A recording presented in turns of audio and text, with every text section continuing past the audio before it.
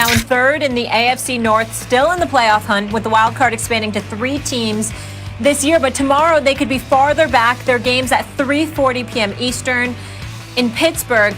Max, do you think the Ravens are going to even reach the playoffs?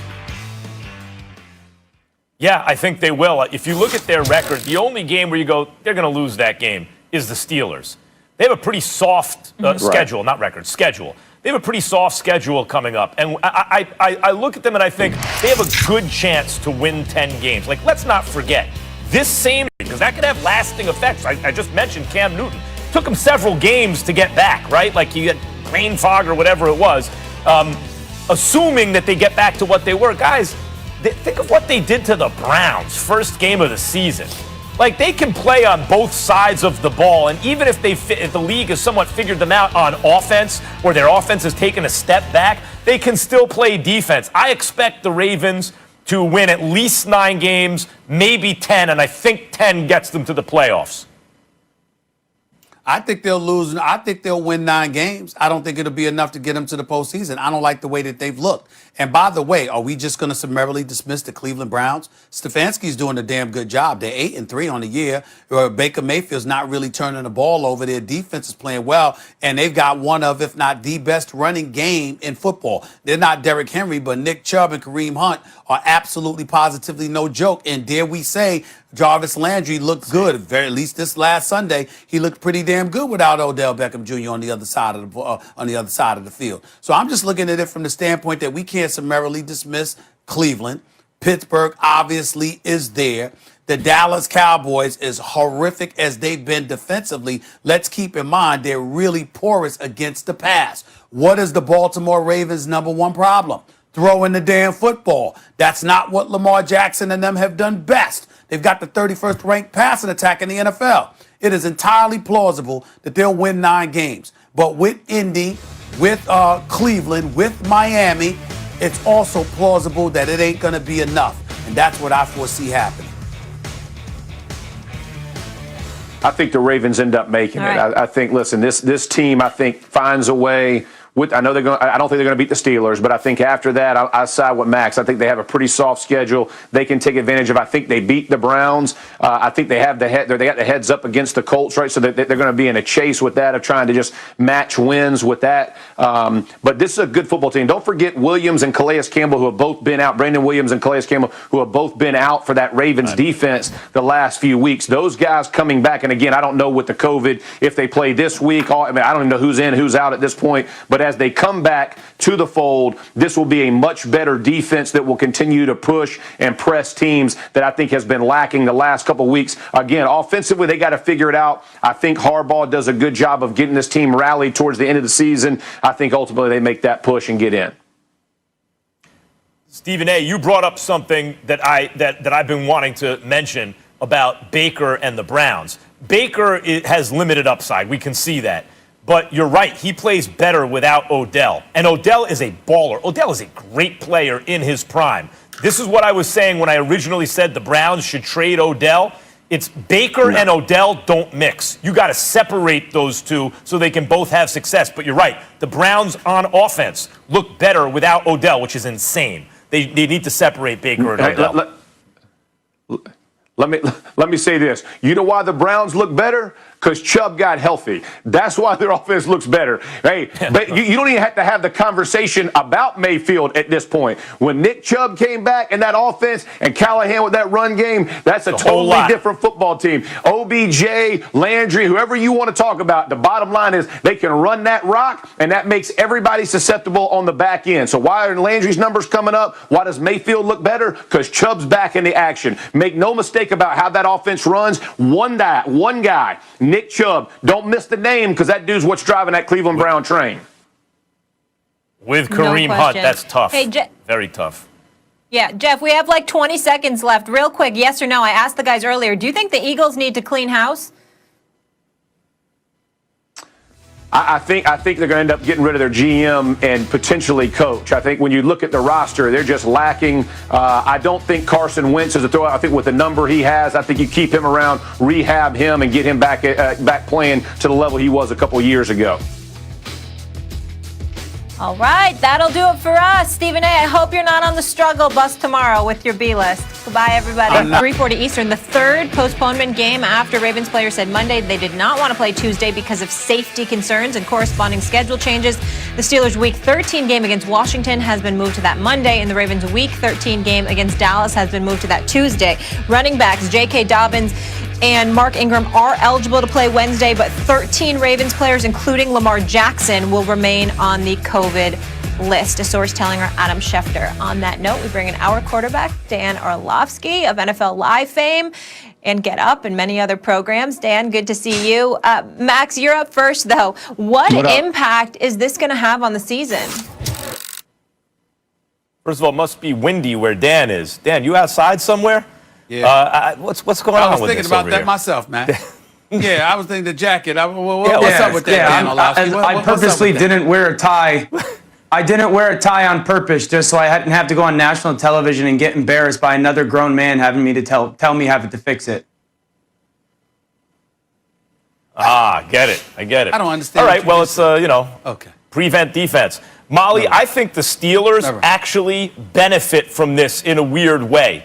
I think that look, this is an undefeated team, and it's not their fault. It's like, hey, we're heading into Week 13 now. Why do they have 10 wins? But it's an undefeated team very late in the season, and they don't have the respect that they're due, really. People still don't believe in them. They don't show up on anyone's number one power rankings or anything like that, and throughout the season, it's been a steady climb, and people have been hesitant to believe it. Early because the schedule is soft. Later because they don't blow out most teams. The good teams, they squeak by. Because, as I've said, great well-roundedness is not like great overwhelming offense. Mediocrity doesn't just get blown away. It just gets beaten.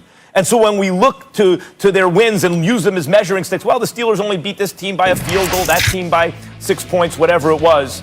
Not like this other team over here blew them out. No, but the Steelers, all they do is win. And I don't care how internally motivated you are. Guys, why is Tom Brady last year tweeting something basically at me saying Cliff and showing the miles per hour on the radar gun for the football? Like, what does he care about what I say, right? He's internally motivated. Why did Derek Jeter on the 98 Yankees, greatest team ever, say after they won the World Series, no one thought we could do it, when actually everyone thought they were going to do it? Because I don't care how internally motivated an athlete is, they're constantly looking for extra motivation, external motivation, right? The Pittsburgh Steelers are going to use this now. A team that didn't fall into traps in trap games anyway, a team coached by Mike Tomlin that takes every opponent seriously, nevertheless is going to be even more intense for the rest of this season. Because for the second time, well, it's more than 2 times, but it's with 2 different teams, the Titans and the Ravens, probably the 2 toughest teams on their schedule so far, right? They have to postpone things. They have to move things around. Whether or not it's medically the responsible things to do, they're going to think, and they've said, we're getting jobbed here. So they don't get enough respect. Then they feel like they're getting jobbed by happenstance or by the league or by their arch rivals, the Ravens. It doesn't have to be perfectly rational. It just has to be the way they feel. I believe they're going to use this as motivation. I think we're going to see the best version of the Steelers, partly as a result of this from here on out. I think they just got even more dangerous. I think you're reaching. I don't think that whatever you're seeing from the Steelers, I don't think it's going to be because of what has transpired here. And Dan, by the way, I do like the jacket. It's just that the zipper threw me off because it's over your right shoulder. But that's neither here nor there. I'll get back to that later, some other time. Thank you. Here's the bottom line with the Steelers. Everybody walked into this season knowing that change was going to take place.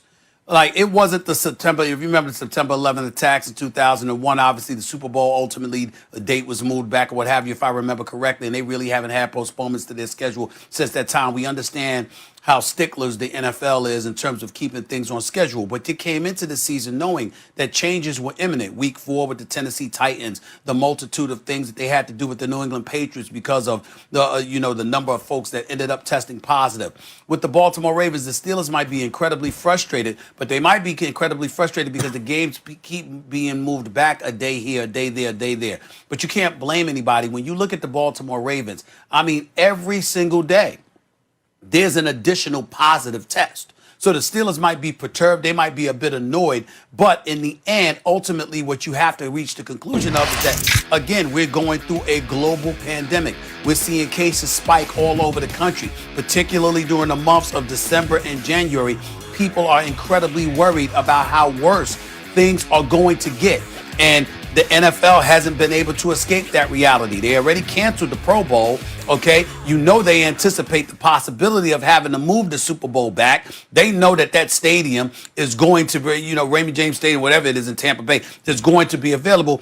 All of these contingency plans have been addressed. So when you're the Pittsburgh Steelers or any NFL team for that matter, because we're talking about COVID-19, in the immediate moment, it might be frustrating because you're trying to get on the schedule. You know you're ready to go, and the other team is not.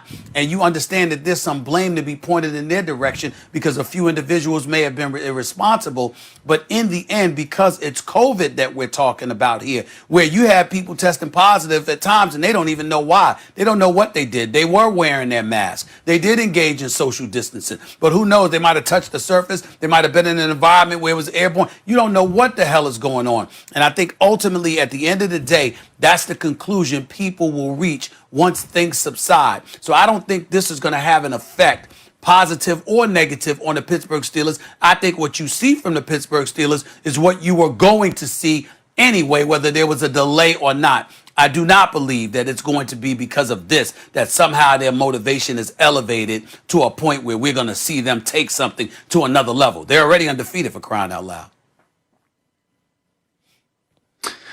Yeah, before I get into the question, Max, let me address, listen, I don't need you to come at 10:30 in the morning. I already got a long day. I know I got a long day with you after what happened last night. I don't need to come on at 10:30 and for you to try to take a shot at my wardrobe, okay? You got all your buddies and all your cronies hitting me up on social media about Carson Wentz.